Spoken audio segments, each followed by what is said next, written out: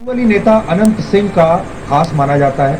कार्तिकेय सिंह पटना के पास मोकामा के रहने वाले हैं। इन पर गंभीर आरोपों वाले 4 केस दर्ज हैं, जिनमें वसूली से लेकर अपहरण, दंगा और आपराधिक साजिश जैसे तमाम आरोप शामिल हैं। कार्तिकेय सिंह बिहार विधानसभा परिषद के सदस्य हैं, यानी एमएलसी हैं। नीतीश कुमार की कैबिनेट में इन्हें राष्ट्रीय जनता दल के कोटे से मंत्री बनाया गया है और शायद ये एक बड़ा कारण है कि नीतीश कुमार ऐसे आरोपी व्यक्ति को भी अपने मंत्रिमंडल से बाहर नहीं कर पा रहे हैं और ना ही वो आरजेडी को इनकार कर पाए। आरजेडी का मतलब है लालू प्रसाद यादव, और ये जाहिर सी बात है कि आरजेडी की तरफ से इनका नाम आया होगा कि इन्हें बनाना है, और बनाना भी कानून मंत्री है। और नीतीश कुमार इस बार एक असहाय मुख्यमंत्री की तरह, क्योंकि उन्हें अपनी कुर्सी बचानी है, इस बात के लिए तैयार हो गए होंगे। शर्मनाक है। एक बिहारी होने के नाते मुझे बहुत शर्म आ रही है। कानून मंत्री पद का उसकी एक गरिमा होती है ना। और ये बात नहीं, देखिए उनका एमएलसी के चुनाव का एफिडेविट है, इसमें सारे आरोप 365, 364, बीटा थाना 859 का जिक्र है। सजा कितनी होती है 364 में? किडनैपिंग फॉर मर्डर, मतलब आजीवन कारावास। आपके खिलाफ वारंट था, आपको 16 अगस्त को पेश होना था और आप मंत्री बनना भी चाहते थे। तो ये एक आदेश कमाल का निकला कि एडीजे 3 दानापुर ने आपको एंटिसिपेटरी बिल दे दिया 1 नवंबर तक। सरकार बनते ही तो सरकार पर हमलावर सुशील मोदी ने कहा है, और ये सोशल मोदी का क्या झूठा है? तो कोई मामला है जो पीछे कोई ऐसा मामला नहीं, गलत बात। राजनीति का अपराधीकरण हो या भ्रष्टाचार, बिहार में इन दोनों बुराइयों को बहुत आसानी से स्वीकार रहे हैं। अगर समाज ने और वोटर्स ने स्वीकार ना किया होता तो फिर ये सारे नेता चुनाव कैसे जीतते और फिर ये अपनी सरकार कैसे बनाते। नीतीश कुमार के बारे में आपको याद होगा, जिस दिन वो दोबारा से मुख्यमंत्री बने थे, तब हमने कहा था कि नीतीश कुमार के पक्ष में ये बात जाती है कि उन पर भ्रष्टाचार का कोई आरोप नहीं है। लेकिन अब जो काम किया है, सीधे सीधे उन पर भ्रष्टाचार का आरोप तो नहीं बनता, लेकिन वो अपने कैबिनेट में भ्रष्ट नेताओं को जरूर जगह दे रहे हैं और ये भी एक संगीन आरोप बनता है। वरना आज बिहार की कैबिनेट में 72% से ज्यादा दागी मंत्री नहीं होते। 72% जो मंत्री हैं इस समय नीतीश कुमार की कैबिनेट में, वो दागी मंत्री हैं। उन पर कोई ना कोई आरोप है। और सोचिए, नीतीश कुमार सपना देख रहे हैं कि वो 2024 में भारत के प्रधानमंत्री बनना चाहते हैं। वो अपनी साफ सुथरी छवि देश के सामने पेश करना चाहते हैं, लेकिन उन्हीं के कैबिनेट में क्या हाल है आप देख लीजिए। भ्रष्टाचार को लेकर, अपराध को लेकर स्थिति यह है कि नीतीश कुमार के मंत्रिमंडल में राष्ट्रीय जनता दल के 17 मंत्री हैं और इनमें से 15 मंत्री दागी हैं, जिनके दामन पर दाग लगे हैं, और 11 मंत्री तो ऐसे हैं जिन पर बहुत ही गंभीर आरोप है। इसी तरह जनता दल यूनाइटेड के 11 मंत्रियों में से 4 मंत्री दागी हैं और 3 मंत्रियों पर इनमें से भी बहुत गंभीर आरोप है। इसी तरह से कांग्रेस पार्टी, जीतन राम मांझी की पार्टी के मंत्री और निर्दलीय मंत्रियों पर भी कई संगीन आरोप दर्ज हैं। वैसे राजनीति में अक्सर यह दलील दी जाती है कि जब तक अदालत से दोषी करार ना दिया जाए तब तक आरोपी पर सवाल नहीं खड़े किए जा सकते। लेकिन नीतीश कुमार के मंत्रिमंडल के दागी मंत्रियों पर गंभीर धाराओं के तहत भी मामले दर्ज हैं। जैसे deputy chief minister Tejashwi Yadav पर खुद ही 11 मामले दर्ज हैं।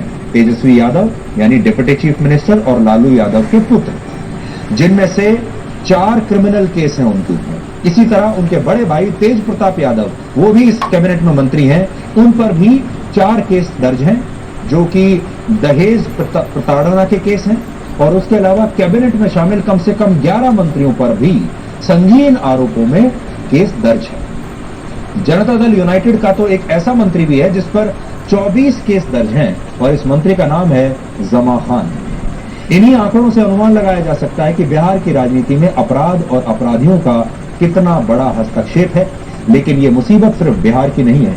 हमारे देश में लगातार ऐसे नेता चुनाव जीतकर विधानसभाओं में पहुंच रहे हैं, संसद में, लोकसभा में पहुंच रहे हैं, जिनकी आपराधिक छवि है, वो बाहुबली हैं या उन पर कोई ना कोई गंभीर आरोप है। और ये सब जनप्रतिनिधि भी बन रहे हैं, यानी आपके प्रतिनिधि बन रहे हैं, और ये सब वहां पहुंचकर यही कहते हैं कि हमें जनता ने चुना है, हमें जनता ने वहां पर भेजा है। इसलिए जनता को भी ये सोचना होगा कि जब ये सारे मंत्री, ये सारे सांसद और विधायक कहते हैं कि हमें तो जनता ने भेजा है, तो जनता के पास इसका क्या जवाब है।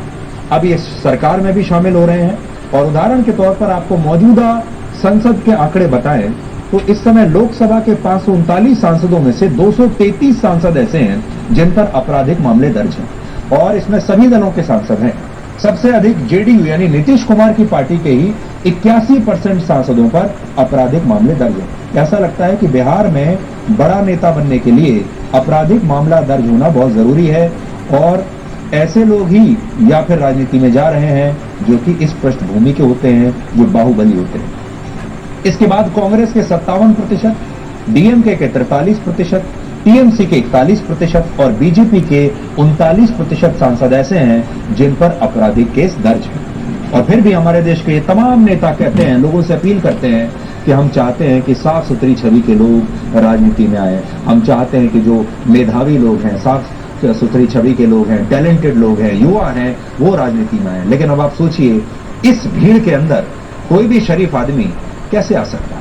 हालांकि राजनीति में साफ छवि के लोग आए, इसके लिए देश में हमारे कानून भी हैं और अदालतों के आदेश भी हैं। 1951 का जनप्रतिनिधि कानून कहता है, क्या कहता है, उसमें कई प्रावधान है। जैसे गंभीर आरोपों के, अपराधों के आरोपी को भी चुनाव लड़ने से नहीं रोका जा सकता जब तक उस पर दोष साबित न हो जाए।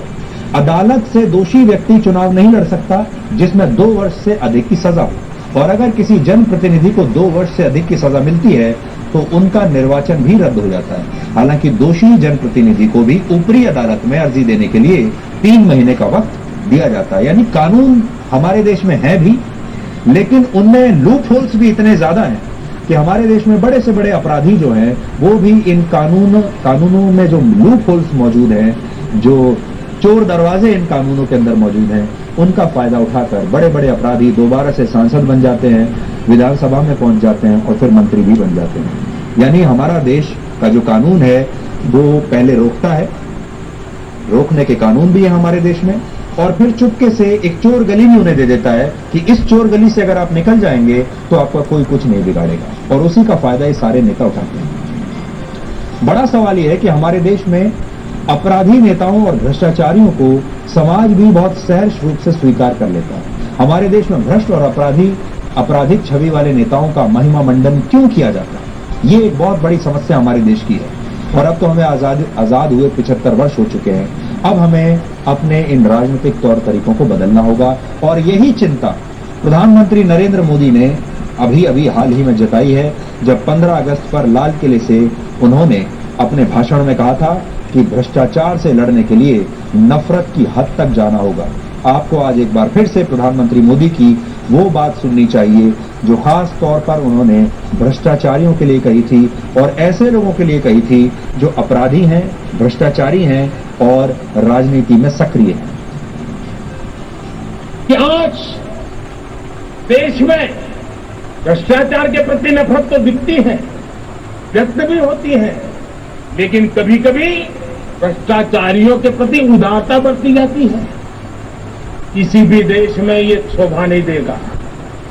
तो कई लोग तो इतनी बेशर्मी तक चले जाते हैं कि कोर्ट में सजा हो चुकी हो, भ्रष्टाचारी सिद्ध हो चुका हो, जेल जाना तय हो चुका हो, जेल गुजार रहे हो, उसके बावजूद भी उनका महिमा मंडन करने में लगे रहते हैं। जब तक भ्रष्टाचार और भ्रष्टाचारी के प्रति नफरत का भाव पैदा नहीं होता है, सामाजिक रूप से उसको नीचा देखने के लिए मजबूर नहीं करते, तब तक एक मानसिकता खत्म होने वाली नहीं। और इसलिए भ्रष्टाचार के प्रति भी और भ्रष्टाचारियों के प्रति भी हमें बहुत जागरूक होने की जरूरत है। तो आज आपको अपने आप से सवाल पूछना है कि आप भ्रष्टाचार को लेकर